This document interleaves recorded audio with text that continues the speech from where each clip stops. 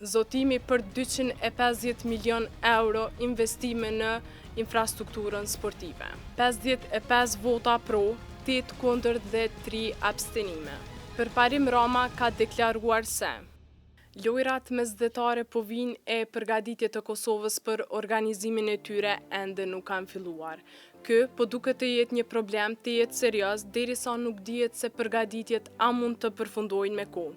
E ju tashmë e dini që Kosovës ju është besuar zyrtarisht organizimi i lojrave mesdhetare Prishtina 2030.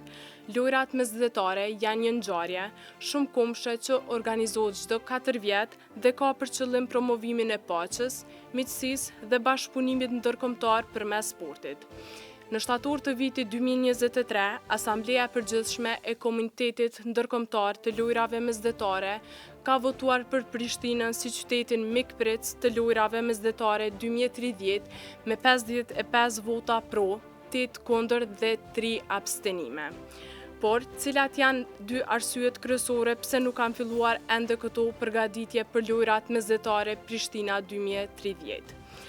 Dy arsyet kryesore janë mungesa e institucioneve të reja shtetërore dhe bllokimi i ligjit për lojrat mesdhetare në gjykatën kushtetuese.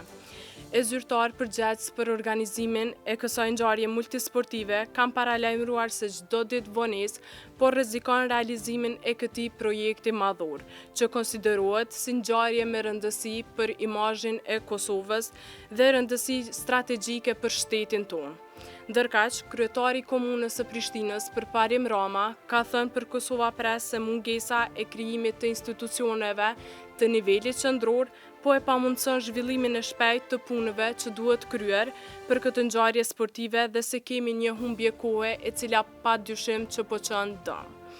Ndryshe, për ta fituar të drejtën e organizimit të lojrave mesdhetare, Kosova është zotuar për ndërtimin e stadiumit kombëtar, kompleksin e piscinave olimpike në Prishtinë, fshatin olimpik, palestra dhe fusha të ndryshme sportive.